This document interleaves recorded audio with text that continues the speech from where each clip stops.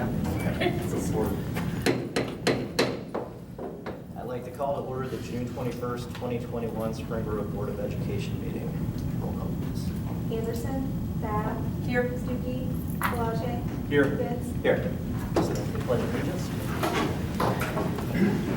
Pledge allegiance to the flag of the United States of America and to the republic for which it stands, one nation, under God, indivisible, with liberty and justice for all.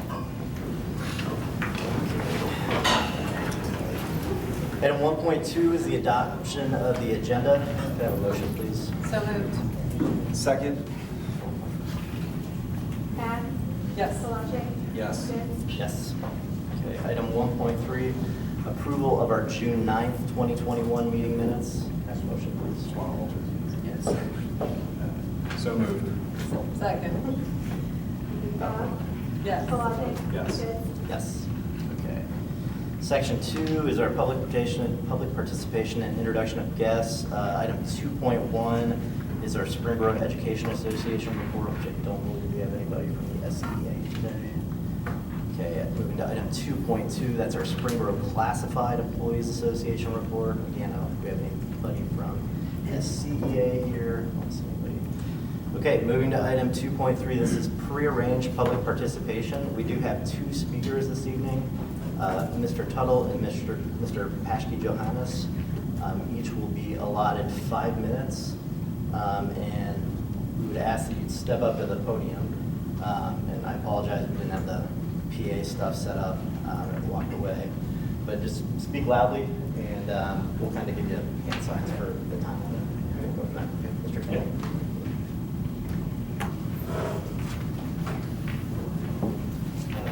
My name is Rob Tuttle. I live at 8764 Christan Lane in Springboro.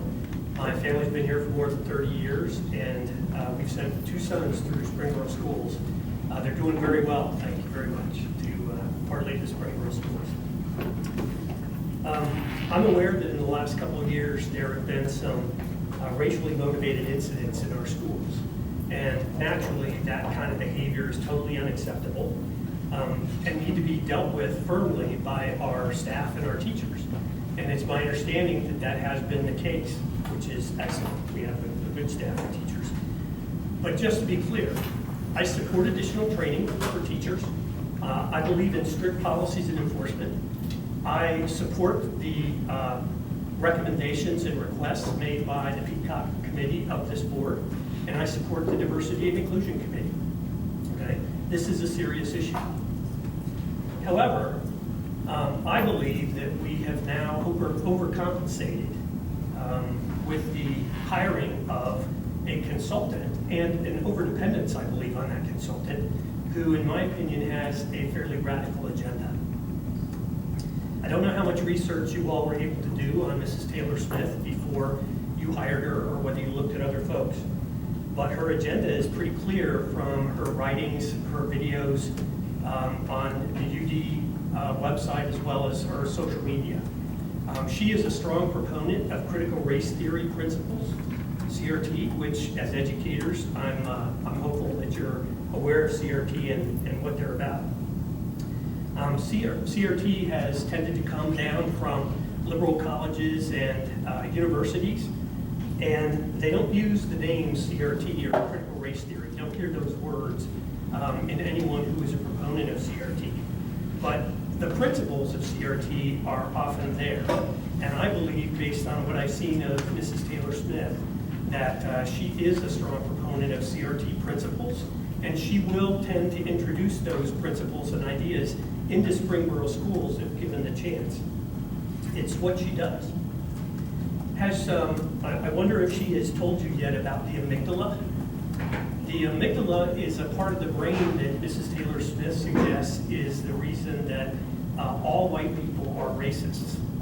And she believes in pervasive and ubiquitous racism, systemic racism across the United States in almost every institution from her writings. When she worked with the Miami Valley Regional Planning Commission, there was a book from Ibram Kendi called How to Be an Anti-Racist that was required reading for that group, Miami Valley Regional Planning Commission. Now, Kempe suggests, in fact, he says outright in the book, that capitalism itself is racist, that the entire United States, its history and foundation were built on racism, and he calls for reverse discrimination, which CRT proponents tend to refer to as equity. And as you probably know, equity is very different than equality, which is what we're familiar with and what the United States was founded upon. According to posted meeting minutes, she's already begun discussing equity with the D&I committee. And the D&I committee and the curriculum committee have both begun to discuss the impact on curriculum, were the quotes from the minutes, as work to be done. So clearly there's an interest in impacting the curriculum in our schools with the Diversity and Inclusion Committee activity. I believe that your intentions are good. I believe that Mrs. Taylor Smith is probably a very nice person. I have no doubts. But I do implore you not to allow this type of divisive CRT ideology into our schools. My request to the board is threefold. First, I would ask you to please reconsider our relationship with Mrs. Taylor Smith based on the path that I believe she's going to be taking us down. Second, I would ask you to open the Diversity and Inclusion Committee meetings to the public. And third, and most importantly, please commit as a board to protect our children from the radical ideologies that are part of CRT that I believe will cause resentment and animosity among our students and in our community. We need to address racism in our school, there's no doubt. But teaching kids to hate our country and resent one another is not the way to do it. Thank you for your time and attention. And if anyone would like to talk more about this at any time, please let me know. I'd be happy to meet with any of you. Thank you, Mr. Tuttle. Appreciate it.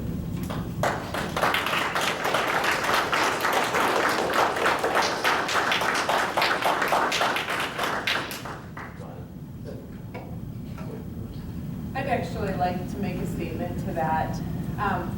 Thank you for sharing your concerns with the board tonight, Mr. Tuttle. It's important to note that the full board doesn't respond to the comments that are made in the public participation portion of our meeting, as that requires all 5 members to discuss and agree upon a statement in the open session.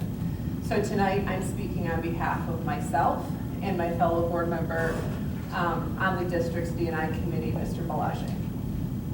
It was brought to our attention that you are considering running for the school board and you've pulled a petition, and that you have made reference to the direction that our D&I committee is taking in regards to the curriculum. So Jamie and I separately reviewed your curriculum, or the campaign website before the meeting, once we saw that you had prearranged, just to get an idea of what the concerns were.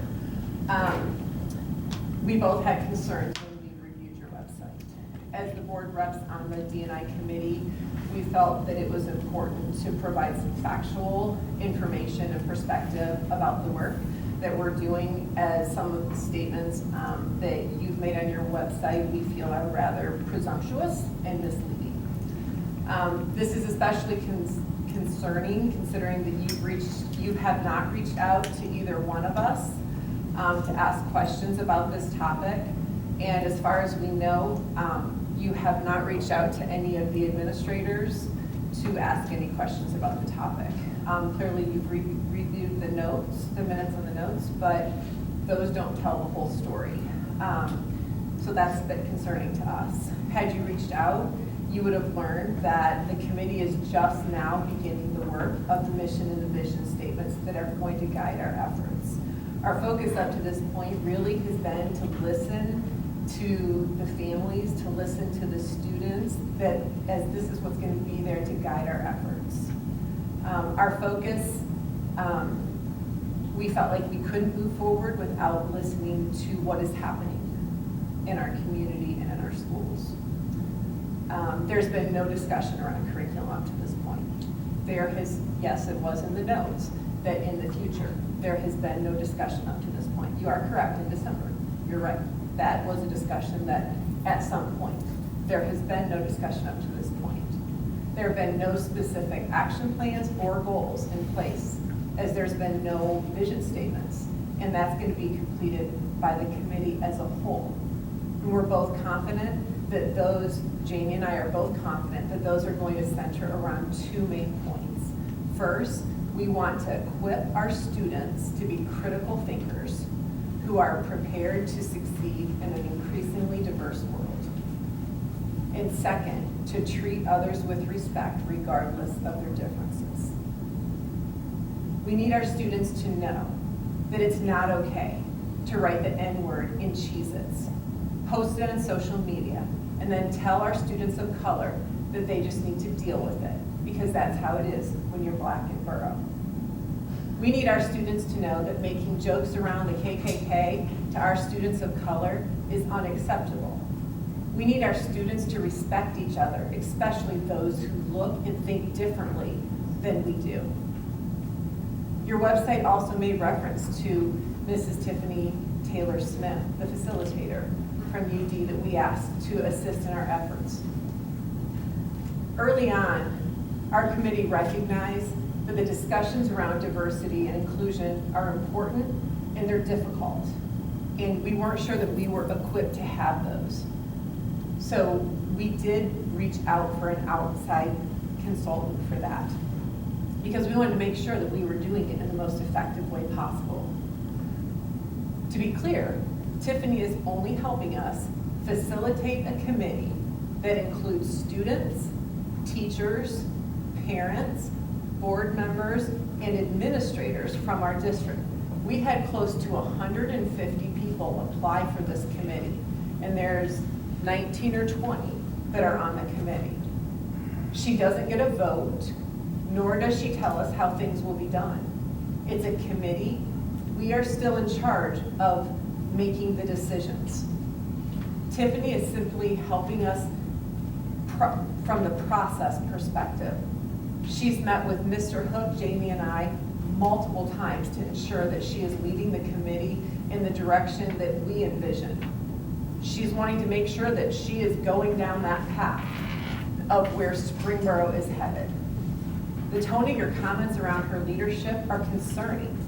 They're disappointing, and once again, they're made without actually speaking to the person that you're writing about.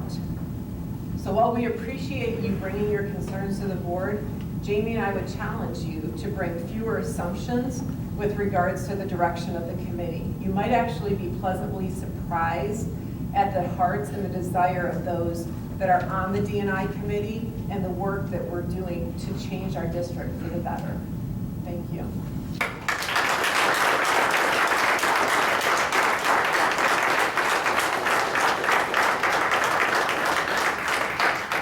Mr. President, may I just ask one question? We're actually going to move to, Okay, I didn't realize that someone on the board was able to speak for themselves at a meeting like this without speaking on behalf of the board. I spoke on behalf of the two board representatives that are on the D&I committee. I did not Wasn't a speak. board statement. No. Yeah, but so it seems out of order. Then aren't you speaking as a? We're speaking as board members. We're allowed to speak as board Yes, we members. are. There was no She's not a- Board of Education collective comment. That was two board members making a comment. And we are the only ones that participated in putting together this statement. No other board members were part of it. Mr. Pasch.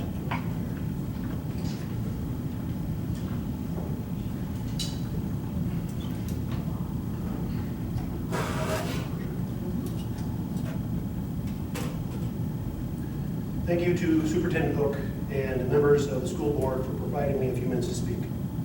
I am Jeff Pasch Johannes, Clear Creek Township resident and board member of Peacock. I seek to address the board about a recent political heat surrounding a rather obscure theory of legal scholarship called critical race studies, sometimes called critical race theory, and its connection to our public schools. I'd like to possibly reduce the temperature on this issue and place the debate brewing about CRT into perspective. Now, I'm not actually here to speak about CRT itself, although later this week I hope to send an email to the board about some resources that helps put this academic study into context. Tonight, I only wish to point out one thing. Despite claims to the contrary, nobody is teaching about CRT in primary, secondary schools. If it isn't being taught in our schools, what's the fuss? I'm a writing teacher, and in my profession, we call efforts like this anti-CRT outcry a strawman fallacy. In a strawman fallacy, a person or group tries to set up an imaginary villain, a strawman, or a boogeyman. They dress that boogeyman up to look as scary as possible and give it a name that rings a bell. And then they go about trying to make people believe it's real. I'm not here to defend this boogeyman because it's besides the point. Who would take a boogeyman seriously? What I am here to defend are the efforts of this board to confront racism and improve diversity and inclusion in our schools. So what's all this heat over boogeyman really about? It is, in short, an attempt to distract and derail efforts for greater inclusion in our schools. I've looked around at a number of news reports where, in the name of slaying this boogeyman, detractors have marched into school board meetings and politicians have tried to pass legislation. What I routinely found is that this pushback in legislation is attempting to do two things. One, chill or even squelch efforts by school districts to make strides in diversity and inclusion. And two, chill or even squelch teachers' efforts to teach actual historical facts. This is what those evoking this boogeyman are seeking to do. They're trying to cancel American history, legislate what teachers say, and mandate outdated and inaccurate lesson plans because they claim talking about race in schools is divisive. On the contrary, the truth is that these discussions and efforts inside and outside of our schools will unite our kids and communities across differences and fuel ours and our kids' efforts to build a more inclusive world for everyone. Kids like my children who are at this table here today. I don't have to remind the school board about the importance of its continuing efforts to confront racism and improve diversity and inclusion in our schools. This board has put time, work, and money into listening to the needs of Springboro students and parents. It has taken a stand against racism in our schools and has established a diversity and inclusion committee. Why? Because it's the right thing to do. I want the members of the school board to know that there will be those who try to make this hard for them, to scare them away from doing the right thing. Board members must inform themselves about these scare tactics, because we must never be frightened from doing the right thing, sticking to our convictions, teaching our kids the truth, and making our schools a safer place for learning. Springboro School Board will have Peacock support these efforts, as well as the support of parents and students throughout the district. I have one final note. I am concerned that this outcry over a boogeyman will take aim at Tiffany Taylor Smith, who is Assistant Vice President of Diversity and Inclusion at the University of Dayton, and who the D&I committee is consulting on how the district committee can proceed on issues of value, diversity, and inclusion. I think Ms. Taylor Smith's ample credentials speak for themselves, but I do suggest that if members of the board or the committee have any concerns about Ms. Taylor Smith or about CRT in general, then rather than take the words of others about her, they should speak to Ms. Taylor Smith herself. Thank you.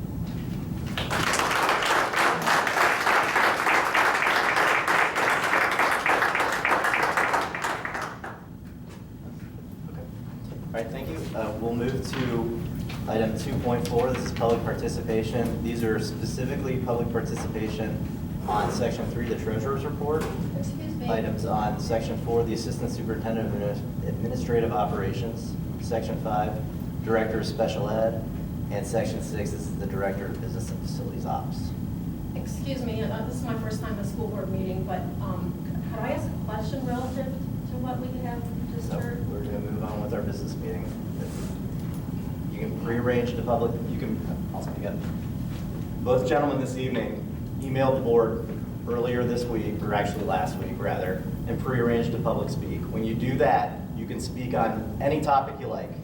So if you want to come for a couple minutes and tell us why the sky's green, come here and tell us why the sky's green.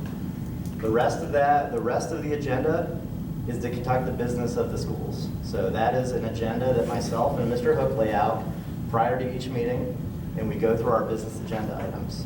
The rest of the public participation is only pertinent to those items so that we can conduct the meeting as well as get public input. You're welcome to sign up next time to continue this conversation in our next board meeting, but at this point, the two public speakers have spoken and there is no further interaction. Where can that information be found so we can contact you? It's on our board website, so go to Springboro Community City Schools, CCBS.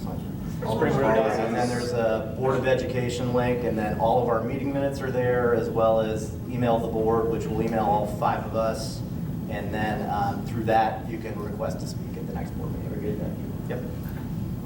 Okay, thank you. So we'll move to item 3.1. This is the approval of our fiscal year 2021 final amended appropriations and fiscal year 2022 temporary appropriations. Okay, Ms. Stacy. Thank you. Yes, these are the 2 reports that have to be to the county auditor by the 30th of June. One is to finalize fiscal year 21, and one is for us to begin the spending and purchasing for fiscal 22. Both of these have to be in place before that can occur. And then item 3.2 is the approval of me to be able to pay invoices, investment of our district funds, and appropriation adjustments for fiscal 22. This is also, it comes every time prior to the start of the next fiscal year. And these are 2 items. Okay, item 3.3 is Speak the. up, we can't hear the back. You need The mics are on, I know. can't hear. Sorry, yeah. We got the Okay. 11th hour. Sorry. Item 3.3 is the approval of items 3.1 and 3.2. Do I have a motion? So moved. Second. Any comments? Roll call. Bath. Yes. Bellochi. Yes. Goods. Yes. Okay, section 4, this is the Assistant Superintendent of Administrative Operations, Ms. Hester. Good evening, Mr. President, members of the board. I present to you this evening our June personnel report, 4.1, our June athletic report, 4.2, 4.3 is the Camp and Club report that we're all used to by now. I'll keep bringing those each month, probably until about October. 4.4 is the approval of Mr. Tyler Lotsbay as our new assistant principal at 5 Points Elementary. Mr. Lotsbay was the clear choice for the next leader with Ms. Young, and we are excited. He's one of our own, and it's just going to be a great place.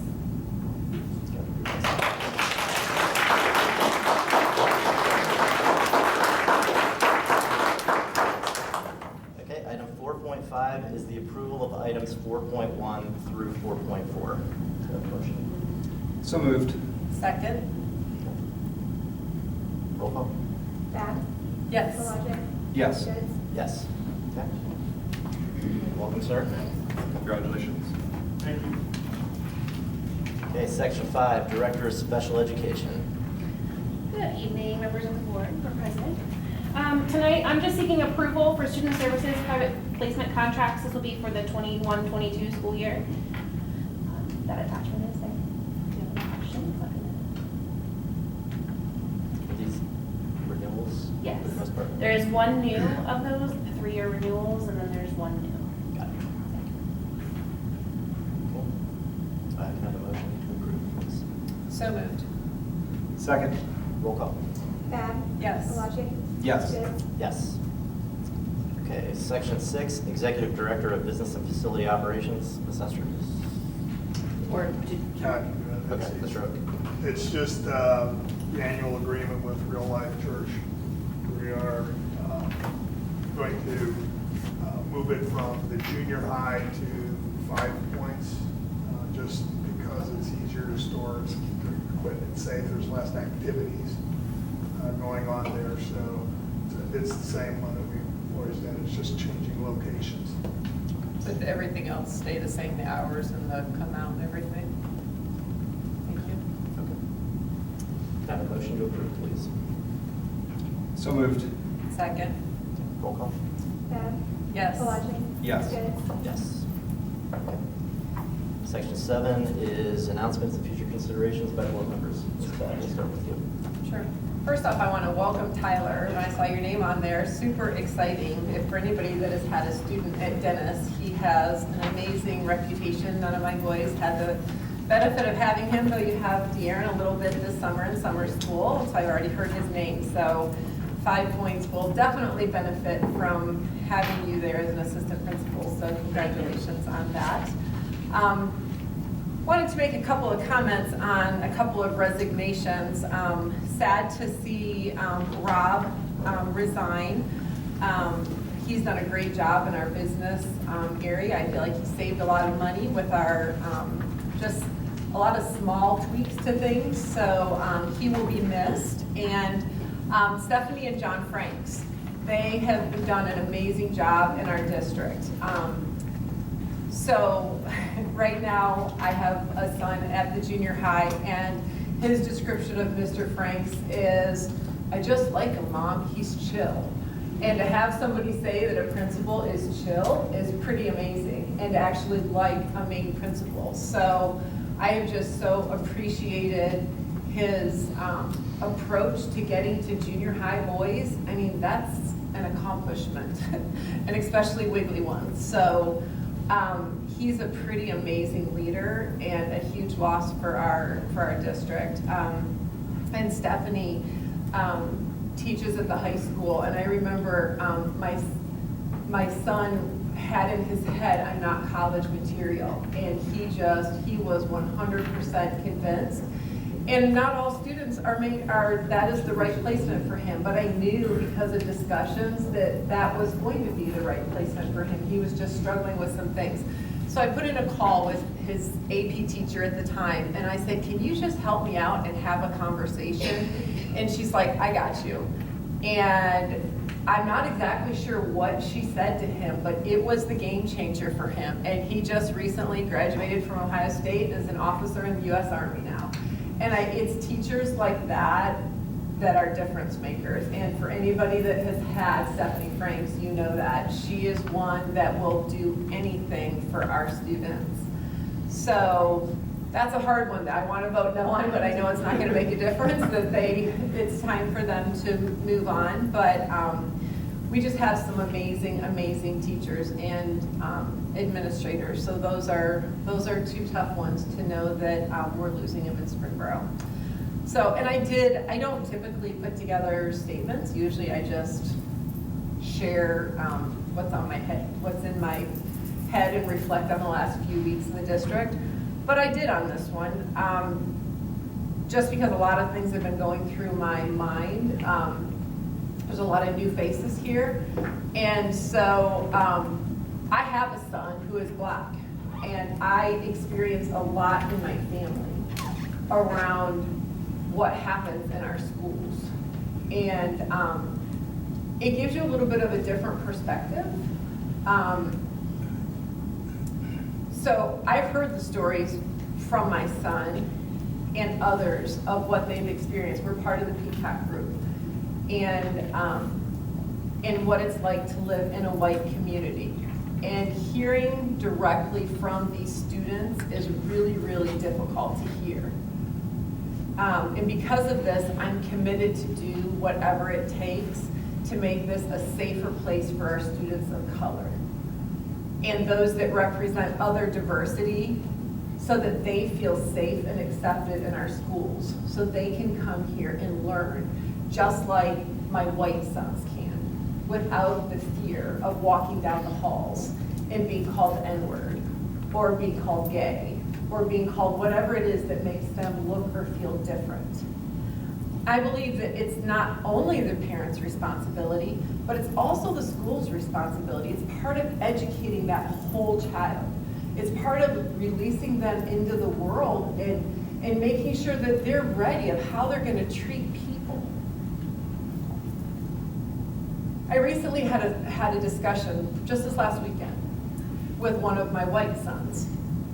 And he said, "Mom," and he's the one that just graduated from Ohio State, he's 22, and he said, "Mom, when I was in school," and they all graduated, or are either in Springboro or have graduated from Springboro, "when I was in school, I really didn't hear people call other kids rude names like the N-word or any of that stuff." And he said, "I had Black friends and friends that were Mexican, and he said, I just didn't hear it." And I said, "Of course you didn't. You're white. And so you're not going to, even though you had those friends, you're not going to hear it, because kids are very careful around when they're saying it and how they're saying it." And I said, "But to be the person that is representing the diversity, they hear it. Because I know, because I hear it from my son. And it's not said when you're walking around with a bunch of white kids. It's said when you're by yourself." And those are the things that I feel like we can do better. We can be better in Springboro. And it's not just Springboro. It's Centerville, it's Franklin, it's Waynesville, it's everywhere. But I want our district to be known as one that we're doing what we can to help our students when they're looking at their friends that look or think different, that there's just a level of respect. And that's what, as we have had these discussions in our D&I committee, that's what we're hoping for, is that respect is there. Even though we think different. Jamie and I have different views on a lot of things. If you've attended many board meetings, you'll know. We have different views on things. But we've got to be respectful of each other. And that's what we need to be teaching our children, is there might be different things that you learn at Springboro schools. You might have different values than your teachers, but you can do it respectfully. And that's what I hope that can come out of this, to be critical thinkers and to be respectful to people that might think different than you. And it concerns me if we have people that would be running for the board, if this is the main thing, that's a concern to me. And maybe it's not, but there's a lot currently that I'm hearing around this, and there's a lot that comes to us as a board. And you're representing, as a board member, there's a lot of hats that you wear. And I remember I've had people frustrated before, how can you say that? Like, if your kid is in the gifted program and you're gonna vote no on something, or if your kid is in the special needs program and you're not supporting that, you have to look through many, many different lenses. You can't just go in with one direction. And that's just a concern to me.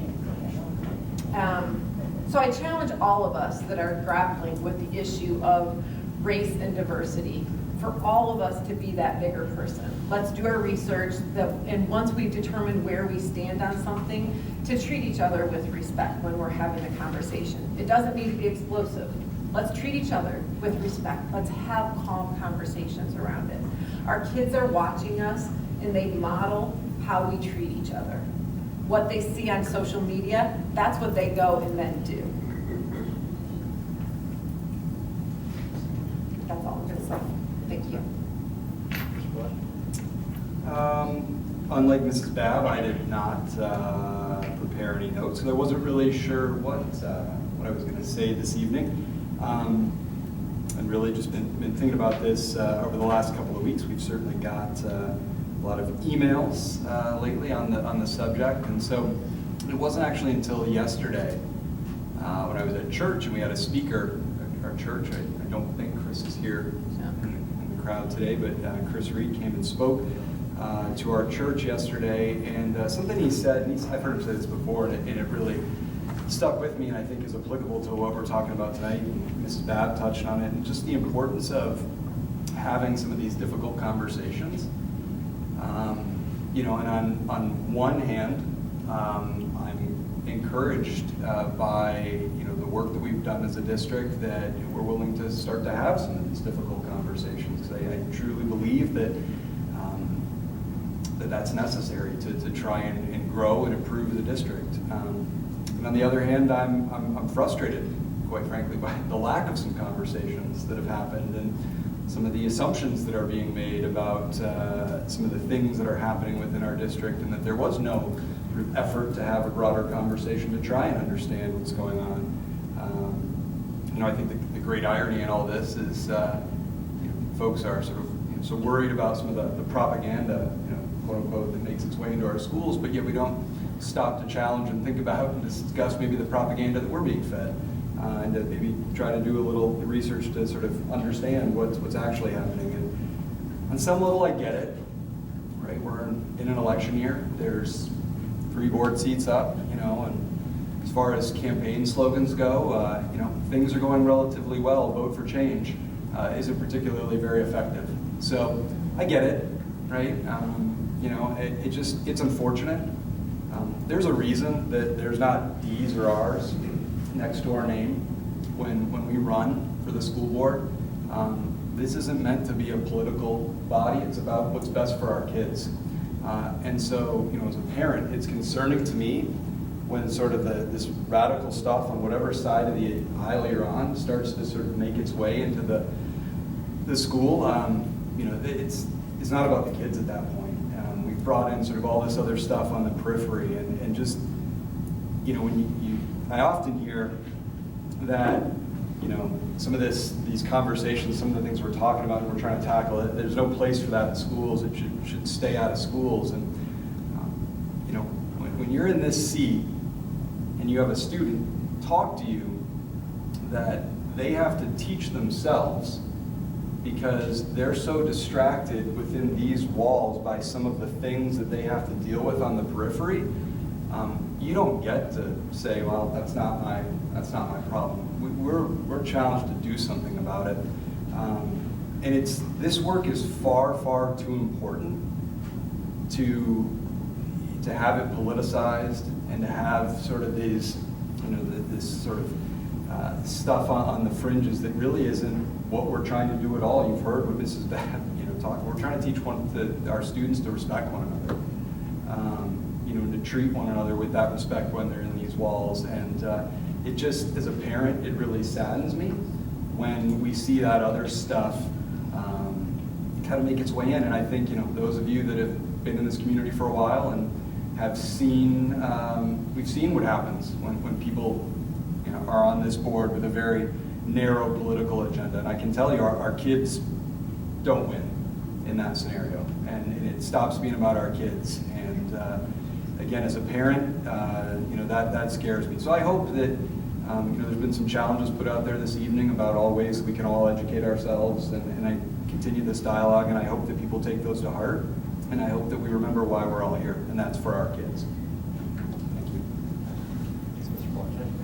Bellochi. Yeah, I don't have any written notes either, but I guess I'll leave it with a couple things. First of all, appreciate both speakers coming in and sharing your viewpoints. I mean, I think it's a rare day that this day and age when people can come in and calmly express their opinions and not get shouted down or called names. So, you know, credit to both of you. You guys obviously have different opinions, but we can come here and thank God we can and share them and walk out of here friends. So that's great. You know, one other thing that Mr. Bellochi mentioned that I think is worth mentioning as well is I've been, like he said, we've received a lot of emails on this topic, and I'm not sure if the lady's here today, but I was exchanging with her, I think, last night, and, you know, we talked about critical race theory, and one thing I shared with her is I've been on this board for 4 years now, and it's like 20 dog years at this point. But not once have I had a conversation in public nor in private on implementing critical race theory curriculum. Just haven't. You know, we have limited resources at Springboro, and honestly, where we are focusing, and we've said this in meetings in the past, and we've put our money where our mouth is, our focus right now is catching kids up from COVID.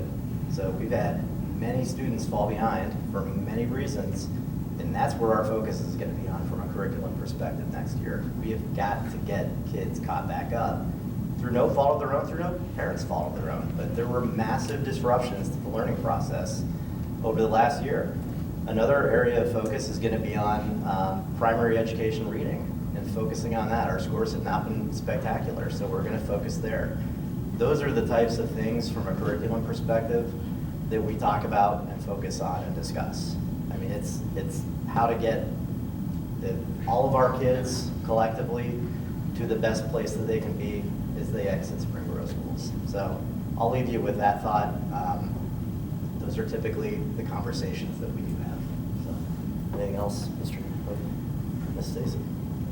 Okay. Thank you. We do have a short executive session that we'll be going into, but there will be no board action after that. So with that, we'll move to, I just lost my, it's 8.1, thank you. So could I have a motion to enter executive session? So moved. Second. Roll call?